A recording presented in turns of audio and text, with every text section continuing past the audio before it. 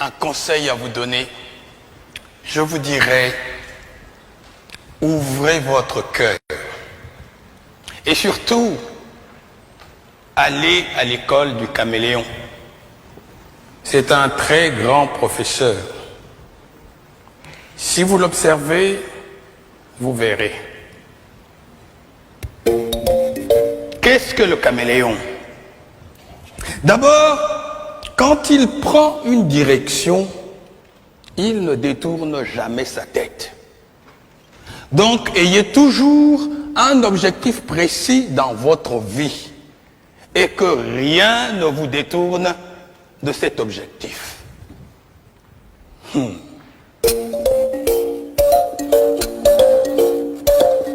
Et que fait-il, le caméléon?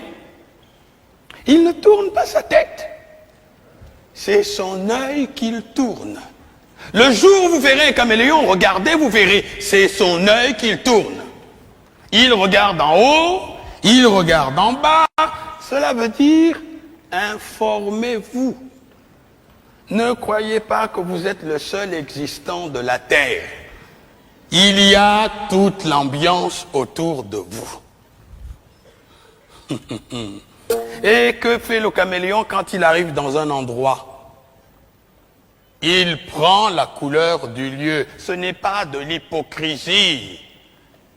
C'est d'abord la tolérance et le savoir-vivre. Se heurter les uns les autres n'apporte rien. Jamais on n'a rien construit dans la bagarre. La bagarre détruit. Donc, la mutuelle compréhension est un grand devoir. Il faudrait toujours chercher à comprendre notre prochain.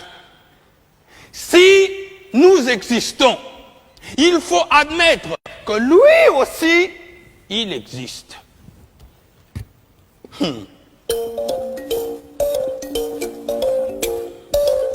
Et que fait-il, le caméléon?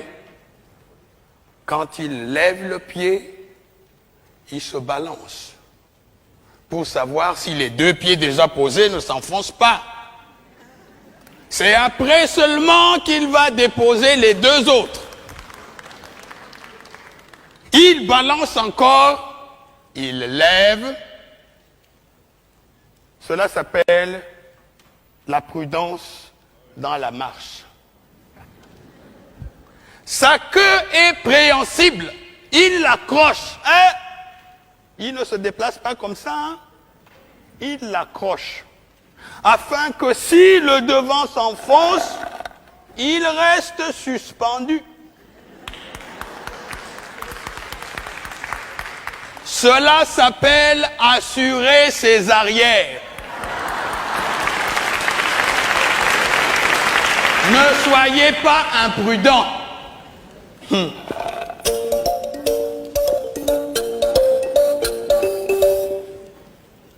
Et que fait le caméléon quand il voit une proie? Il ne se précipite pas dessus, hein? Il envoie sa langue. C'est sa langue qui va la chercher. Car la petite proie ne vous dit pas qu'elle ne peut pas vous faire mourir. Alors, il envoie sa langue. Si sa langue peut lui ramener sa proie, il la ramène tranquillement. Sinon, il a toujours la ressource de reprendre sa langue et d'éviter le mal. Ne soyez pas imprudent. Allez doucement dans tout ce que vous faites. Si vous voulez faire une œuvre durable, soyez patient, soyez bon, soyez vivable, soyez humain.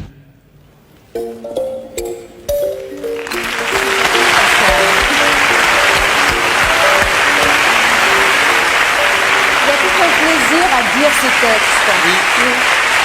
C'est Amadou Ampatéban, par ce texte, en tout cas moi, me fait revivre tout ce que mes parents m'ont dit autour du feu. Et c'est toute la grande philosophie qui doit normalement nous accompagner durant toute notre vie. Et c'est l'école de la parole enseignée sous le baobab. C'est comme il l'école disait, de la parole et c'est l'école de la sagesse, de la philosophie. et de la philosophie. Et vous vous définissez beaucoup aussi comme un humaniste. Ampateba le faisait aussi. Exactement. Comme Hugo. Merci. Merci.